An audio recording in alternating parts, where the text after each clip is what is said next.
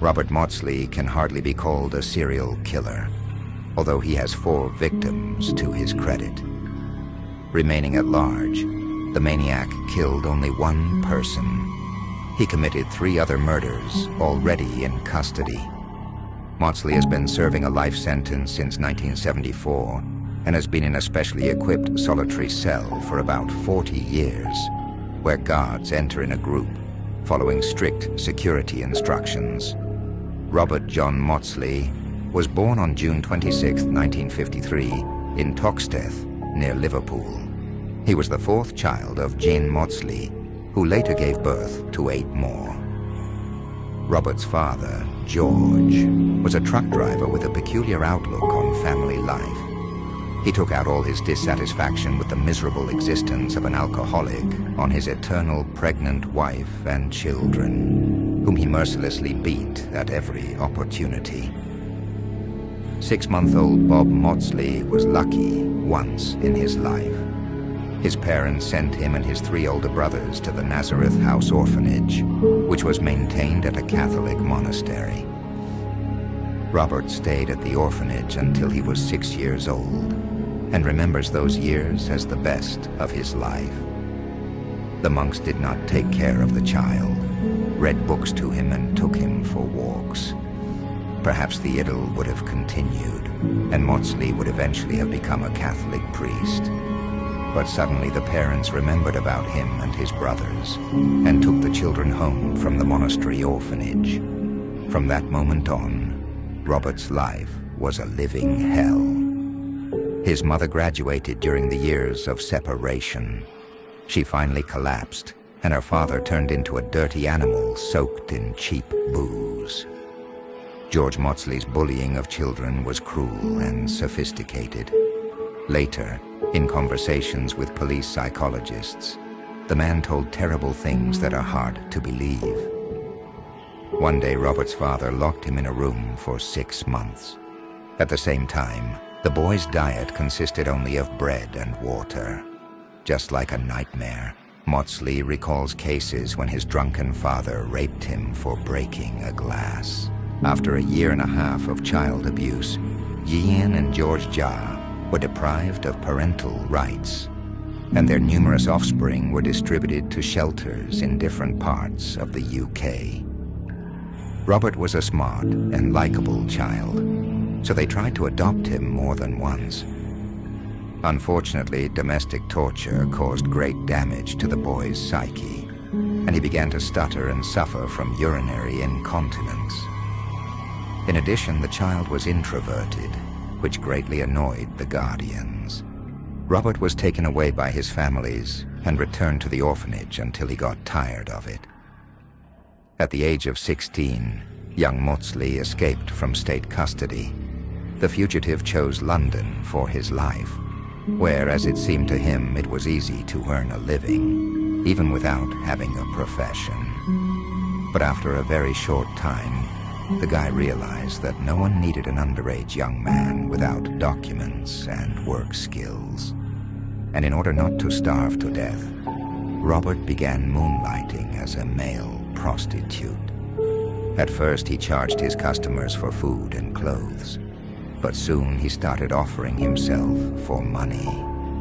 Maudsley understood that his life was going downhill, but he did not know any other options for survival, and there was no one to help him. The most terrifying thing was that the young man heard voices that ordered him to kill his parents.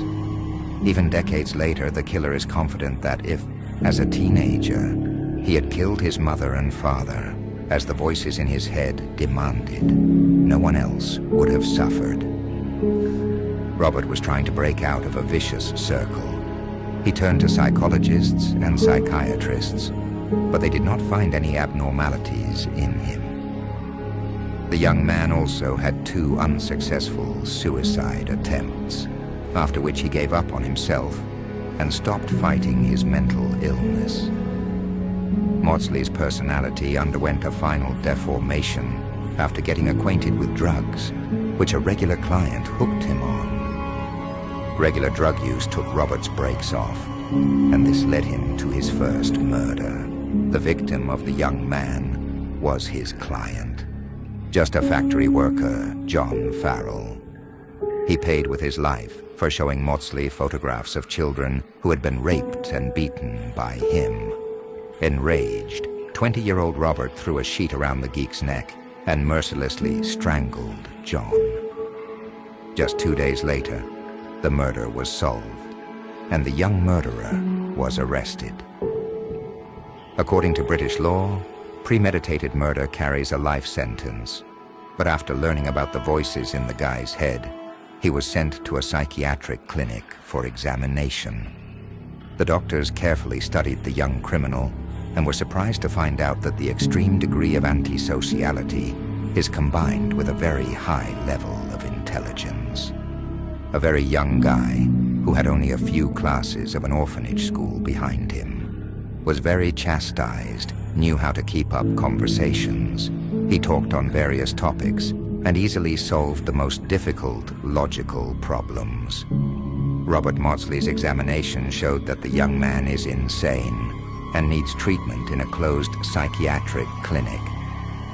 Robert was transferred from prison to the Broadmoor Specialized Clinic, and justice temporarily forgot about him.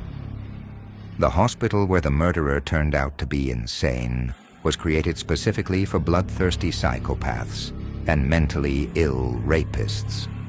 Broadmoor had the most reliable security in England and the strictest detention regime. In the hospital, Maudsley received the nickname Blue because the details of the murder he committed, including the fact that the victim's corpse had a blue face, had long been discussed with journalists.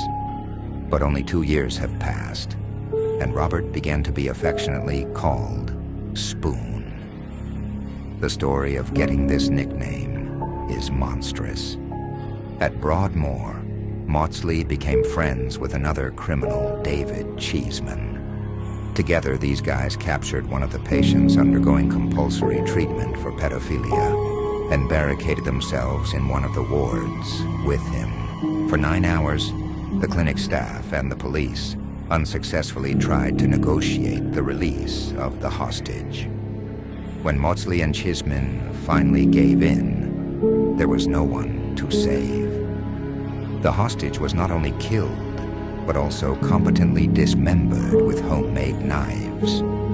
The victim's hidden skull was empty, and a tablespoon was mockingly tinkling in place of the brain. Since only Maudsley's face was smeared with blood, the investigators concluded that it was he who ate the victim's brain.